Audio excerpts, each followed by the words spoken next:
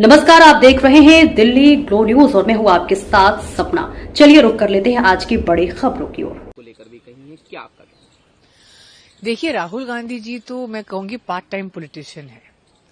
वो नेता विपक्ष हैं, लेकिन जनता के मुद्दों से उनका कोई सरोकार नहीं है।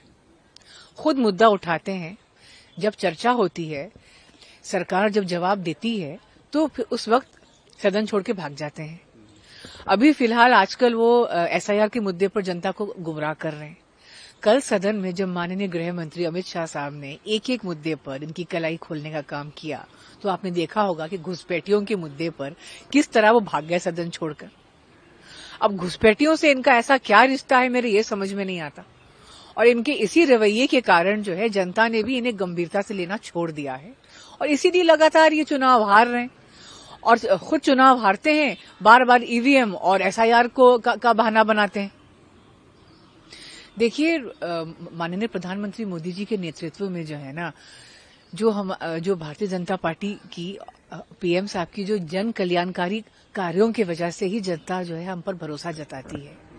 लेकिन दुर्भाग्य की बात यह है कि जनता से बिल्कुल कटे हुए राहुल गांधी जी और उनकी पार्टी को इस बात का एहसास ही नहीं है। अब बताइए ना, वो जो है सदन में माननीय गृह मंत्री अमित शाह साहब के बोलने के एक क्रम को कंट्रोल करना चाहते हैं।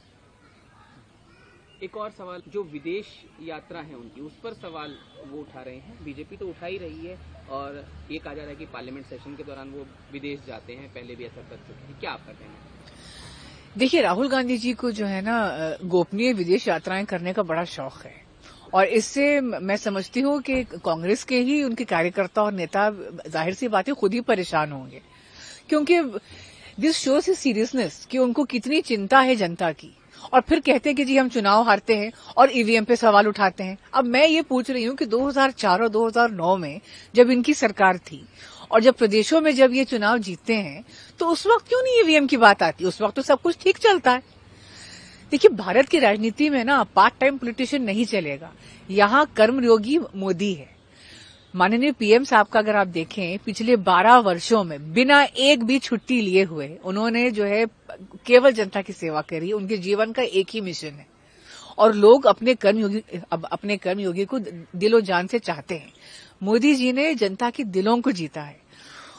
ये बात जो है राहुल गांधी साहब जितनी जल्दी समझ जाएं, और मैं उम्मीद करती हूं कि उन्हें समझ आएगी,